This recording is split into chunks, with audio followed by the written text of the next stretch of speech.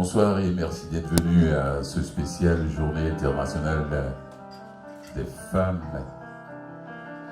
C'est pas aujourd'hui, hein, c'est toujours le 8 mars, mais comme on n'a pas vivement poésie dans la deuxième semaine du mois, c'est notre manière à nous de rendre hommage aux femmes. Toujours le premier dimanche du mois, ça a toujours été comme ça depuis que vivement poésie a commencé. Ouais, une fois par année, on peut se permettre, ce qui veut dire que tous les poètes que vous allez voir sur la scène, c'est des femmes. Il n'y a pas de mecs. Vincent et moi, et tête derrière la console, nous sommes les trois mecs de la soirée, plus les hommes dans le public. Merci beaucoup au public d'avoir fait le déplacement. Je dis merci à toutes les invités. Martine Audet, Claudine Bertrand, Pauline, Michel, Vanessa Yutsi, Catherine Brunette, Angélique Durisseau, s'il vous plaît. Hakim, merci d'être là. Et il est en train de mettre de l'ordre sur le site de Vivement Poésie avec toutes les vidéos YouTube qui ne marchaient plus. Oui. Quand on cliquait sur les vidéos YouTube sur le site de vivementpoésie.org, elles ne s'affichent plus. Il a fallu qu'il me remette son recueil le mois passé pour que je sache qu'il est webmaster. Je ne savais pas qu'il était webmaster. Mesdames et messieurs, on l'applaudit. Il dit, mais ça fait... Ouais, je ne savais pas qu'il était webmaster. Il est en train de mettre de l'ordre avec toutes les vidéos maintenant. Vont être directement sur le site de Vivement Poésie. Quand on clique, ça va s'afficher. Merci beaucoup, Hakim. Merci beaucoup. Et puis, je dis merci au Medley Saint-Paul-Mal qui nous donne cette salle. C'est notre grand partenaire. D'avoir une salle de spectacle comme ça pour un événement une fois par mois. Je dis merci beaucoup à René. Il est en bas là-bas pour le lancement de jeu. Vous avez vu du monde en bas, il y a un lancement de jeu en bas. Voilà. Et puis,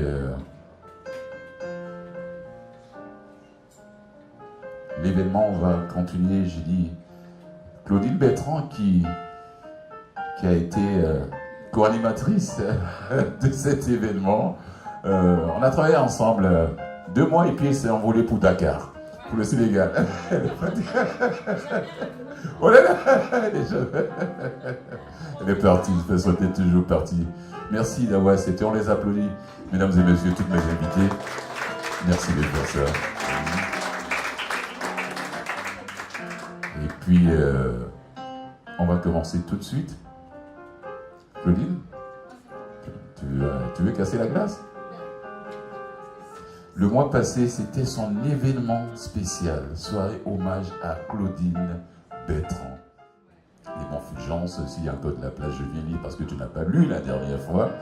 Non, tu n'as fait que dire merci à tes invités, à tes amis qui sont venus te rendre hommage d'ailleurs, avec Vivement Poésie ensemble. Merci d'être là, avec ces 30 années de voyage, d'écriture, d'atelier, d'engagement dans le milieu de la littérature, de la poésie en particulier, à travers le Québec, la France et l'Afrique.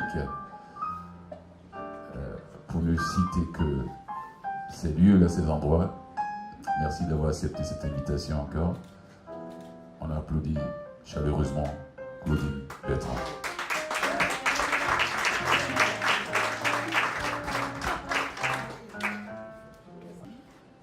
Merci, bonsoir tout le monde. Bonsoir, c'est vrai, on avait animé, on avait fondé ça, Vivement Poésie, au mois de septembre 2010. Alors, ça fait déjà 18 ans? Non, 8 ans, pardon. Excusez. 8 ans maintenant qu'il anime. Alors, belle main d'applaudissements pour Fulgence Blanc.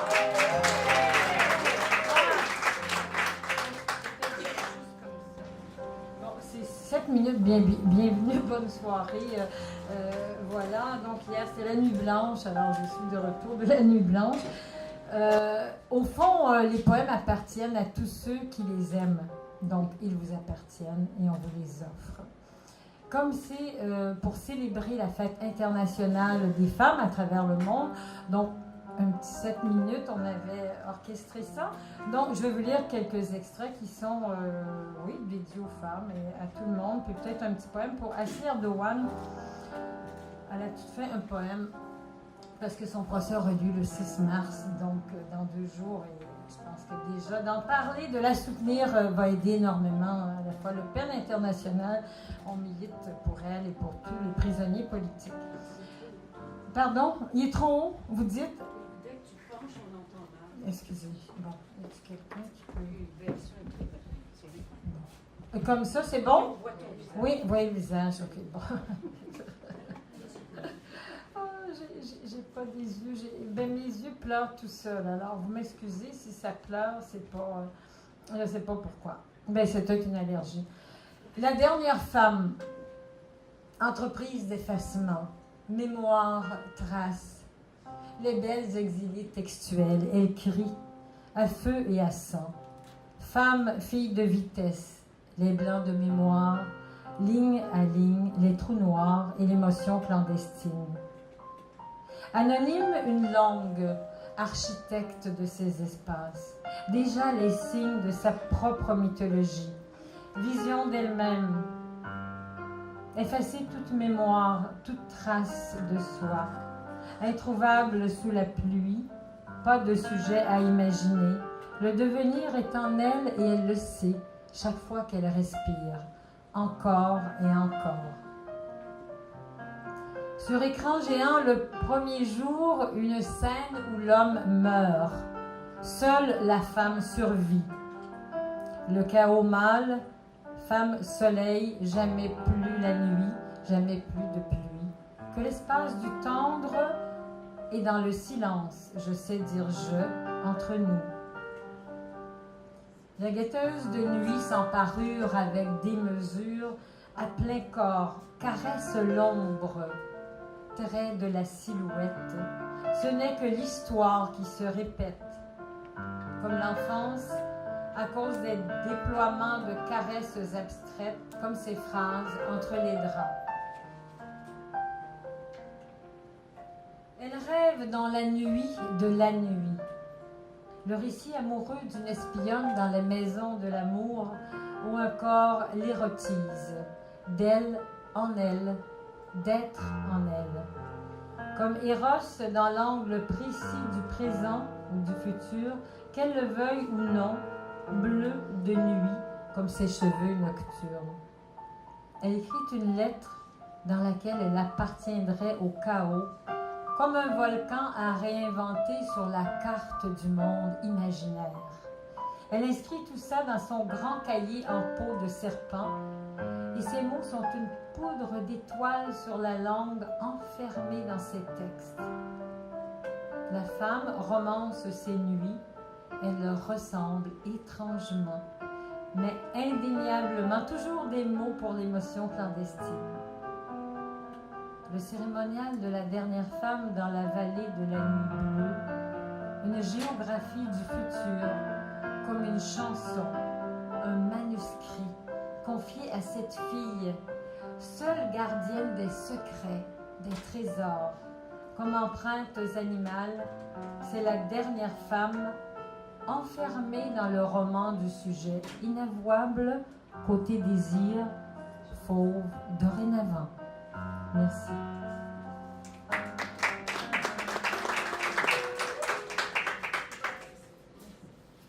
Merci aussi à celui qui nous accompagne, hein, c'est ça. On peut lui demander bravo parce que ça crée une ambiance et ça fait une chaleur, une convivialité aussi. Deuxième texte. Jamais plus l'oubli. En fait, j'ai écrit pour toutes les femmes disparues. Et on pense à travers le monde, mais ici au Québec, on pense au 6 décembre 1989, la Polytechnique. Plus jamais l'oubli. Une langue de sang, telle une liqueur aigre-douce au fond de la gorge, sans cesse se répand. Corps de femme commémoré, pareil un rideau qu'on referme, le spectacle est clos, mais rejoué annuellement, sans espoir de retour. L'amour au poing, menottes aux mains, traces disparues de femmes, sans autre raison que la déraison. Sur nos corps s'écrit le livre en une langue qui répond à la chambre des horreurs. J'entends encore vos voix toutes proches. Les choses dites ne sont rien à côté de ce que l'on tait. Visage et ventre rougis. Visage et ventre rougis s'affolent sous le regard, nourrissent la terreur. Sur l'herbe rouge, les corps en croix crient leur droit. Quand le soir ne cesse de s'abîmer, les chairs s'allongent dans le sanctuaire. Comme une chaîne humaine, défile l'émotion à son paroxysme. L'univers des choses bascule brutalement, la peau du monde s'effrite encore davantage. Une vague meurtrière, plus jamais l'oubli. Des ombres pèsent lourdement, s'ouvre la dernière scène sur les voies du silence, marquée par la tristesse. Une écriture fait écho à ce silence. Le regard se déplace, se fragmente dans l'inachèvement du temps. Corps et âme, femmes livrées en sacrifice entre les mains du bourreau. Leurs lèvres cousues d'épines ne disent plus le chant de la terre. Nous buvons au calice des bouches éclatées. Touchés au désenchantement autour de soi, des colères aux portes closes, face au miroir, nous guettons les signes du livre menacé. Depuis toujours, tout comme le clown, plus loin que son sourire, une détresse sous la porte du Havre s'insinue. L'œuf qui pousse en nous effacera-t-il les cicatrices? Il faut nous relever et renaître des ruines qui nous ont terrassés. Ébrécher une mémoire résiste, une mémoire qui n'a pas oublié, plus jamais l'oubli. Merci.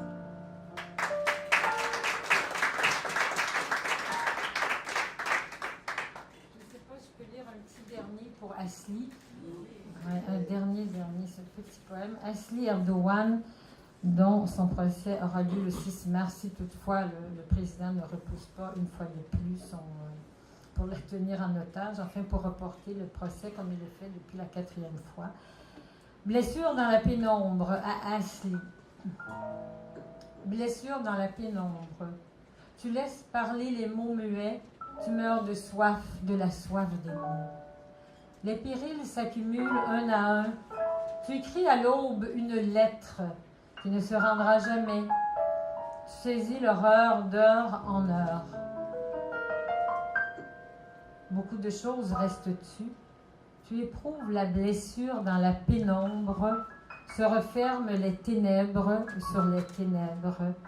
Accusé d'incitation, faussement, accusation au terrorisme. Si on repiquait les mots dans leur terreau, ils prendraient un autre aspect. Dernier spasme de la parole muselée, faire la guerre à la mort. Tu es en prière devant elle, comme devant la toile d'un grand maître. Elle se transforme en métamorphose dans l'insurrection de l'alphabet. Quelque chose enfoui depuis longtemps se rue sur toi. Tu es né, Asli Erdogan, pour nommer la liberté. Elle te colle à la peau. Liberté! Merci.